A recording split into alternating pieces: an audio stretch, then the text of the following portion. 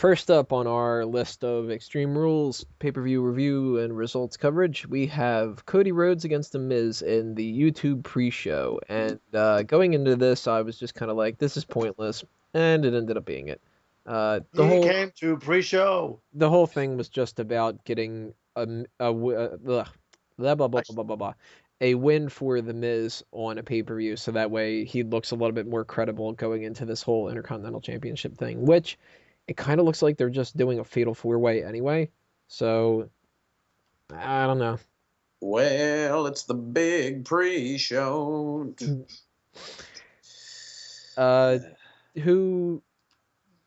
you said that you didn't see the match. Did anybody else not see it? I did not catch the pre-show at all for this pay-per-view.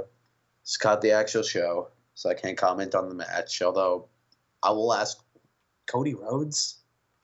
Like, that was literally just it. Like, as you said, Tony, watching it, you just felt like it was like the most filler fucking throw on the pre-show thing ever. Yeah, it was a match I would have even skipped on Raw. Yeah, this is a main event on Superstars.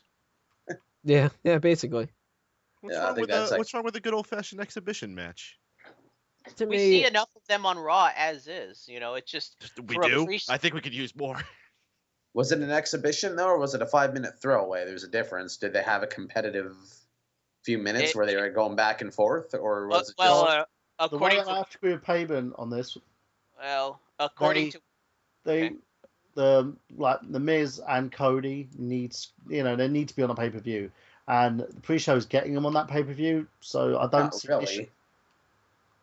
Well, all right. The justification I could say is, I would much rather have a match like this than to have another John Cena comes out and cuts a promo pre-show, or seeing tons of funk dance like bears. On your pre-show. But at the same time, I wish that they would have given this half an ounce of a story to go into it. That's my main problem. The match was as good as a throwaway match is. It wasn't anything special. 4 minutes and 45 seconds. Yeah, see, that's it. I mean, they started it. 5. They started it, I think, at like 7:50, because they rushed that. I mean, the whole point of the pre-show, you would think that it would be, well, if you weren't the type of company that wants to just have tons and tons of recaps, you would think that the pre-show would be, let's tell you all the storylines, and then we don't have to do that during the show. Or if you want to give away a match like what they used to do with the free-for-all, that it would be like, here is our free-for-all, we're going to focus on this kind of, not like, let's do it at the last fucking minute right before the show starts or anything like that. Like, that's just something that bothers me about WWE. Am I the only one who remembers Sunday Night Heat back when they used to do when that used to be kind of, whenever they would have one before a pay-per-view, that would be the pre-show? Yeah. Yeah. Yep. I actually went to a taping of that one time. But, yeah, when it comes to the Miz and Cody Rhodes, throwaway match doesn't mean anything. Miz gets his win, and really, that's about it. I mean, does anybody have anything that they want to talk about with this? I doubt it, but if you do, you have free range.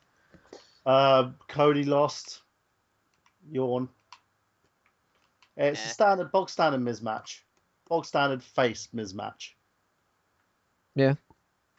Yeah, there's no ground being broken in this. There's no storyline coming out of it. Nothing. If there's anything behind it other than just we have Miz and Cody Rhodes and they could get on the card and have a match, and let's give the Miz a win. If there's anything for it, it would be the fact that they would want to do that to test to see if these two could have a feud in the future. And, whatever. Make it a win. Both guys deserve better, in my opinion, but that's all they're going to really get for this episode of Smack Talk. Unless anybody else has anything else that they want to say. I didn't even see it. Nope. Alrighty then. We're going to move on to part 4 and actually get on the card itself. Fandango and Chris Jericho.